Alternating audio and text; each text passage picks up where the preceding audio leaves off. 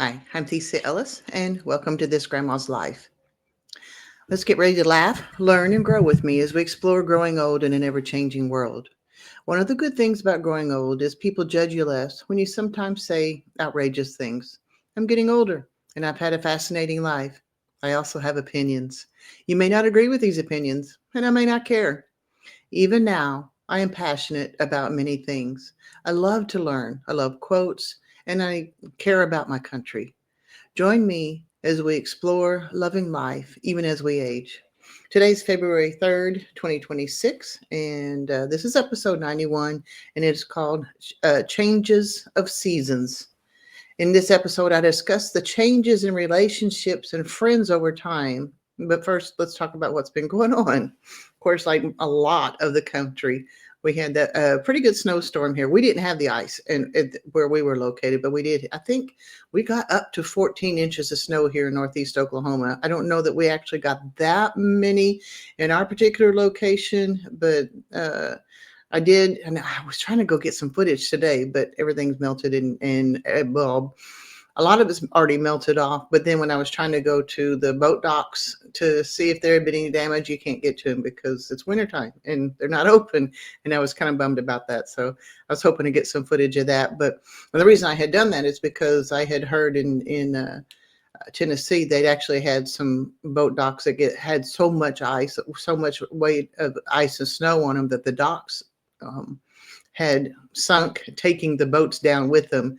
And then I had heard Sunday that there had been maybe not as dramatic here in Northeast Oklahoma, but by Grand Lake they had some damage to some boat docks, and they also and even at Oologah Lake. And so I had driven to Oologah Lake, but I couldn't get down to see where anything was going on there. And a lot of the back parts of these lakes were still frozen over, just thin sheets of ice now. But the big part of the lake was not frozen, and so I mean we got to 61 yesterday, and I think 53 today, something like that. 48. I can't remember what we got to, but definitely above freezing. So snow's not going to be here that much longer. In fact, the only place that's here snow is in parts that don't get as much sun and where it's been piled up, you know. But the night that the snowstorm was on its way to hitting, uh, there was a woman that lives nearby and she got stranded. I think her transmission went out and stuff. And her son is off in college and he couldn't come help. And her daughter was off in college in a different direction and she couldn't come help. And the son had actually called me and asked me if I would go with her, and I was so grateful to be able to go and help her and pick her up and try to take her. Boy, it was cold that day. It was cold that night and windy, and we knew the snowstorm was coming any time now. I think it hit about 30 minutes after I got her deposited to where she needed to be for that moment anyway. So yeah, we were cutting it close on that one, but I'm glad that she got where she needed to be. We got permission. Now, you guys know I live in a parsonage and I have a roommate or a housemate, I guess is what you call it. And that poor lady, had been leaving every day to go visit her dog that basically is living in a dog pen while she's having to live in this house too, because she's between houses. And she got permission for her dog Lady to come stay here with us, particularly because the cold too. Snow's one thing, but it was cold, and we got permission to have her stay here, and it's just been so nice. She's an older dog. She's not so old that she has accidents and has trouble getting around, but she's old enough that she's calm. Likes to be fed, and if she doesn't get what she wants to be fed, she pouts, and it's funny to watch her pout. But we got permission for her to be here, and I'm loving it. I'm so grateful. I miss my dog so desperately. So I think having Lady around is helping a little bit, taking some of the pain off of that, because I get to scritch on a pretty little dog anyway. Also, this parsonage is, Terry's got her room and I've got my room, and we each have a bathroom, but every bed of the house, except for the kitchen, okay, is the clothing ministry. The living room and dining room area is a clothing ministry where we actually have clothes and stuff. And there's an alcove out front where that's off of the main room in there. And it's where they sort the clothes and stuff. And And then by the, I guess you call it the kitchen area, kitchen nook or whatever, the breakfast nook. That's where people come in and sign in to come shopping for clothes on the days that we're open. And we had house fires right after the snowstorm hit. We had two families in one day. I think it was like the second day after the snowstorm hit. And so they had had their houses burned down and they needed some clothes and stuff. And so they actually made their way through the snow to the house and we were able to give them some clothes. And then just yesterday, we had another lady from another town that she lost her house and she was raising three grandchildren. And so she needed a bunch of clothes. And it's so nice to be able to do that. It has nothing to do with us. We're just happen to be here in the house and part of the clothing ministry, and we are enjoying the benefits of having a home, having a place to stay, and then if we need some sort of clothing, or somebody else needs clothes, most of my clothes come from here. I think this shirt that I'm wearing tonight comes from here. So, yeah, from a clothing ministry, but we were able to help, and we was even able to send some toys and stuff. I'm not big on toys. I'm here for the clothing ministry and things that you really need, but I know kids need toys too, but kids have toys except when they've had a house fire, but it was nice. We've been able to help them and I was grateful for that. We did get when it was really cold, we kept the water dripping and we kept the cabinet doors open and stuff. I was a little apprehensive about running the washer because I wasn't sure, because it's on an outside wall too. And sure enough, we ran a washer load, and the water lines didn't freeze. It was the drain line that froze, and we had a bit of a mess to clean up. But my housemate, it was her. She was doing the laundry. I mean, yeah, she was the one who's doing laundry. She wouldn't even let me help her clean up the mess, but we got it done. But that we were only without a washer for a couple of days, and it got above freezing. And I checked the drain, and we're back in business doing laundry again. And I'm grateful for that. I have a little bit of something exciting going on. My sister, my brother and sister are both really fascinating people. I'm nothing. I mean, they have some talents and they're brilliant. I'm not brilliant. They are both have genius IQs. I do not. I think I've mentioned that before. I don't care. I am what I am, and I'm not dumb. I'm just not a genius. And my sister has had a unique gift where she can make all kinds of stuff with sugar. She could make she had a beautiful bouquet that she made of flowers made of sugar that she made for mom and dad. They had for years, and she had it encased in glass, and it looked like a real bouquet of flowers with all the colors and all the textures and all, and just the stems, and it was upright and in a vase and everything. It was just beautiful. But she also used to do cake decorating for competitions and stuff, and she ended up writing a cookbook. Well, in the cookbook, and I'm not much a baker, but she does bake, but she also has some recipes that's in her cookbook that some of them I grew up with. And so she asked me the other day if we could collaborate, and I start doing some of my videos on Grandma's Homestead channel with some of her recipes. And I thought, yeah, that's cool. So that's going to be neat because I'm going to be able to try to sell some of her cookbook, or some of her cookbooks for her. And that's kind of exciting. I think that I could hopefully help her sell her some books for her. I got Kinsey, my granddaughter, whom I adore. She called me the other day, and she said that she wants to come home from college. She still wants to go to college. She wants to do online, but she wants to come home from college. And I'm praying. When all this is over, I'll have a home for her where she can live with me and she can be happy and we can be happy together again until she moves on again. And I'm okay with that. I know that's going to happen. We'll just move on and everything. But she wants to come home and I want to provide a home for her. And I have to admit, it has given me hope, the fact that I will have a home for her at some point. And that's been helpful because I've struggled with not knowing where I'm going to be or what I'm going to do or anything like that. And I still don't, but my thoughts about it have changed, and I have hope again, and that's been kind of cool. My best friend's grandsons have been having basketball games, and I love sports. I have not been watching sports this year because I don't have a television. I do have a computer, so I guess if I wanted to, bring up some sort of a basketball or football game or anything like that, I could do it. But I got work to do, and I have things I need and want to do, but I still love sports.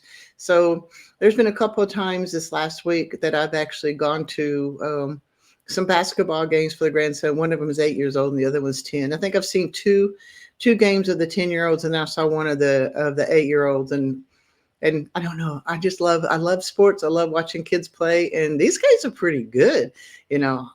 Especially for the age that they are. There's one team I watched, but it was between games, and I think it was.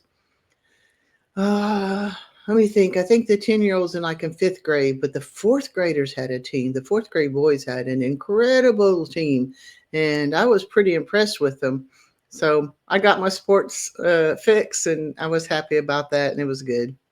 What I'm listening to Inner Excellence by Jim Murphy, and it's on audiobooks. That's been actually pretty good. I'm looking forward to hearing it again because like I've always say, I miss things. And this is a particularly introspective book to help you get your mindset straight, and not just tricks and thoughts and stuff, things like that. It has a little bit of spiritual realm to it too. And it's been helpful. It's been, oh, what's the word I want?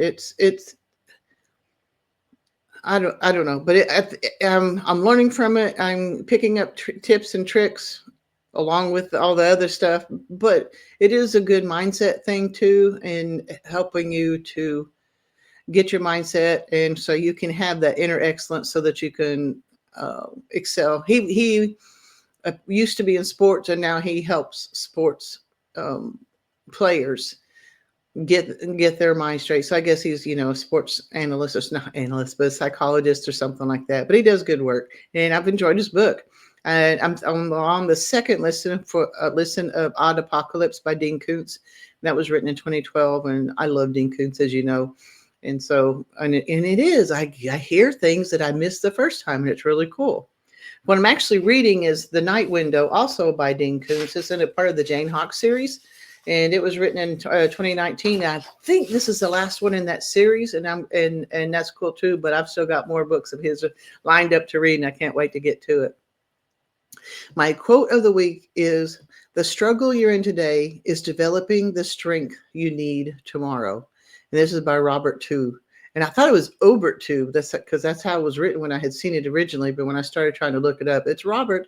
But even then, after getting the name finally right, and it's TEW Tube, whatever. I can't remember what that name was delineated from. But it was difficult to get information on him, even with the quote and the work he's done. He was born in North Carolina, and he grew up in Wilmington, North Carolina, but he's also known for his quotes on resilience and the Homeland Enemy thriller book series. If you write a book series, you think you could get more information on an author than that, but I couldn't. All I know now is he died August 13, 2021. But his quote was, again, "The struggle you're in today is developing the strength you need tomorrow." And like I said, that's Robert too.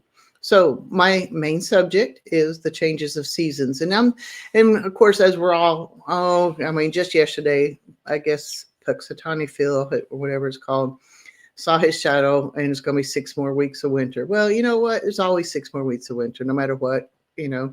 Something always happens between now and then. You might have a warmer than average winter or colder than average winter, but it's still 6 more weeks, no matter how you look at it. But we're still all looking forward to spring, and that's kind of what I'm looking forward to myself. But on the changes of seasons and stuff, I was thinking about this because I'm going through some stuff right now on a different level. But I got to thinking about changes of seasons with the friendships I've had over the years. When I was growing up, we moved every 2 to 4 years. Dad's job sent him somewhere. And so, you get to be there for a while, and you make a couple of friends, and stuff. But you're going to be moving eventually. Well, we didn't know it, but that's the way it kind of ended up. So, we had friends, but I never really had any close friends. There's a couple of people that I used to hang out, 1 or 2 friends I'd hang out with pretty good for a while, but things change and we move on. I made friends in Alaska. We were military at the time. So even I think that of all the people I made friends with, I think only one of them is still in Alaska. She's been there since then. I don't know where in Alaska she is located, uh, but a lot of they just move back to a lot of them move back to the towns that they started with, just like I did basically. But we had good friends up in Alaska. I mean, you're stuck in nearly 24 hours of darkness, and you're all young and dumb and trying to find something to do. We played cards together and did just find ways to pass the winter nights, and that's what we did. Same thing in Texas when we got stationed at when my first husband was stationed in Texas. We got transferred down there, and we had friends. We lived in a trailer park at that time, and we played cards and had good times with friends in Texas. I don't. I did make one or two friends in California, but I don't. I was sick most of the time we were in California. Apparently, I'm allergic to smog, and I had developed asthma and all kinds of stupid health problems and stuff. And I wasn't. I wasn't. I don't know. I just wasn't into making friends, and for the last 7 years that we were in California, I just didn't make a lot of friends, and I was kind of okay with that too. When I moved back to Oklahoma, I have some friends from a couple of jobs, but Golden Corral, I still hear some from some. I worked there for a couple of years, and so a lot of the kids that were my employees at Golden Corral, I still hear from them, and I really enjoy hearing from them. But they're all grown up and got kids, and their kids about grown up now too. Laundromat, we had the laundromat for like 13 years, and you end up sitting there for 2 or 3 hours at a time talking to people while they're doing the laundry, and you make some pretty good friends too. But when we closed the laundromat, that part of it was over. You have your children, and then now grandchildren, and they're growing up and moving on, and I don't know, just things change. Things just it's just a changing of seasons, a breathing in and out. Just it's just a flow of wherever you are and what you're doing, and just how you do your friends. You still maintain some of those friends that you've had in the past, but then so many of them just get just drop off. And I've got beautiful church friends right now. I've been coming to this church. I don't know how long I've been coming to this church. I don't know. I'm thinking 10 years, but I'm not sure. I haven't looked into it, but they've put up with me a lot over the years. And I've grown a lot because of my friends, and us learning the Bible together and doing things together and serving together and stuff. And I needed that. I desperately needed that with a lot of the things I have been through over the years. And I've had some anger issues and hurt and pain, and they've loved me through all of that. And I'm so very, very grateful for them. One of the ladies in the church is the one that I used to share our home together here in the parsonage with. She lived here, and I was able to move in with her, and we got real close.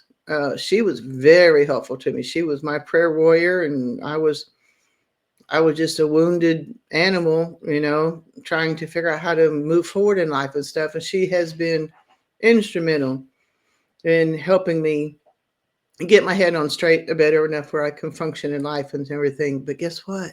She's moved on. I mean, she's still my friend, and she still comes to church and stuff. But right now, she's got family members that need her more than I need her. And that's where her energy is. And that's fine, because I don't need her like I did. I miss her. I almost mourn the fact that she's not around anymore. But golly, she's not just my friend. She's here for other people too. And right now somebody else needs her.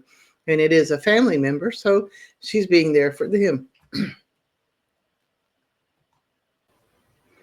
So now I have a new housemate, and she is completely different than my last one. And she has me in stitches half the time.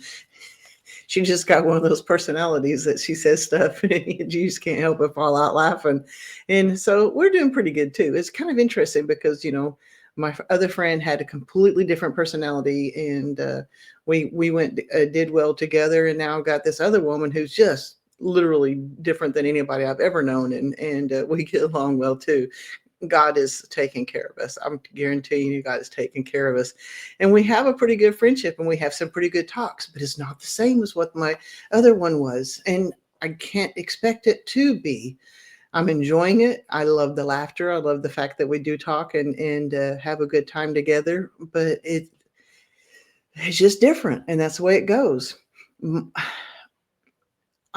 Because of my autistic tendencies that I had growing up and still that I still deal with. It was like I was in Sunday school and I was telling my Sunday school teacher just Sunday that my housemate now, she's trying to get used to me because I rotate everything. Everything goes in one side of the closet and comes out the other. And I rotate my dishes, I rotate my flatware, I rotate my makeup. Everything gets rotated, and she's dealing with it pretty good. But and it's funny because my other housemate, she never even noticed.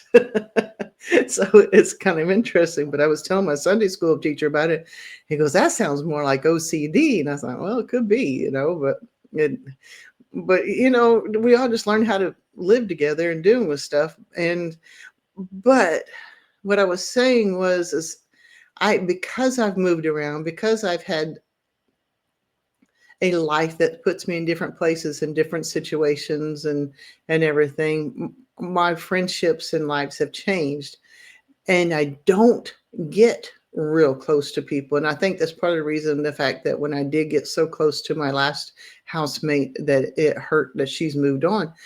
And I should know better, but I guess it's good that you get close enough to somebody that when they move on, um it hurts, I guess. I mean, she's still here. We just don't get to see each other as much as we used to.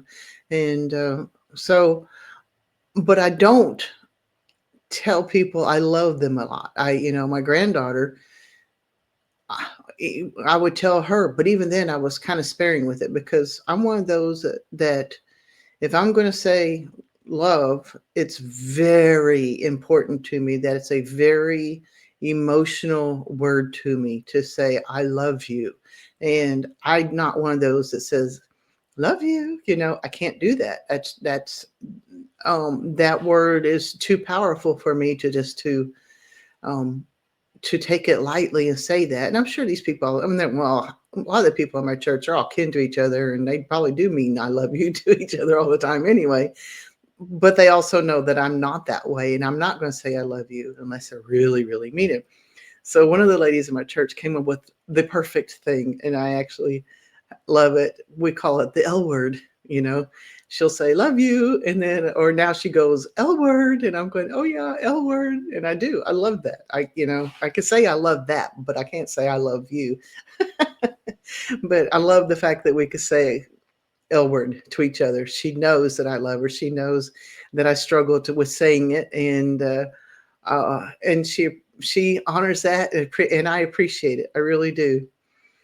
But I've been here long. I think I've been back in Oklahoma in this particular area longer than I've ever been anywhere in my whole life.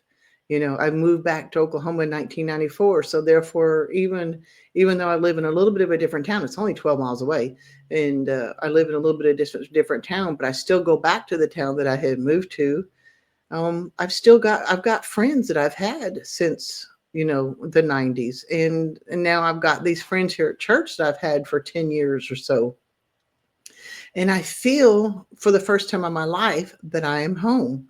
And I've been feeling that for several years. I love where I am here in Northeast Oklahoma.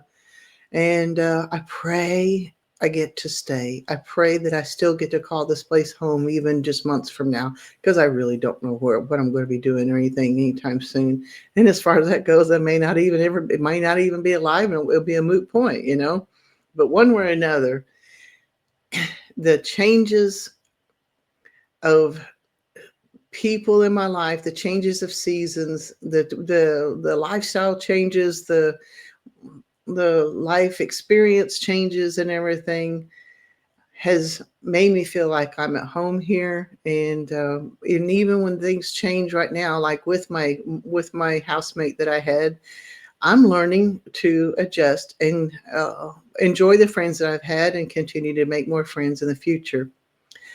My question for you today is, what are some seasonal life changes that you've experienced? And I'd like to hear about them. Give me an email at theciaellis@gmail.com. It's theciaellis@gmail.com. I would encourage you to use a fold card and or get a fold card. This is just a prepaid debit card, and every time you use it, you get what they call satoshis, which are just miniature pieces of Bitcoin. And I know it's going up and down. It's been volatile again, but that's kind of the way it goes. Life can be volatile. The um, the stock exchange has been up and down too at the same time, but it's still a good investment. It's been a good investment for me. But the fold card is one where it didn't even cost you anything extra. You prepay a debit card, you used it, and it's particularly good if you use it for whatever that they are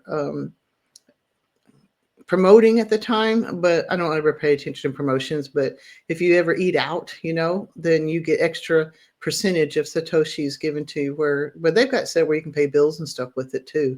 So it's a good deal, and it helps you build up satoshis and helps you basically bank Bitcoin that can be converted to US dollars if that's what you want, if you need it for an emergency. And that's what I had to at one point. I had a pretty decent stash, and about $1,500, which for me is a lot.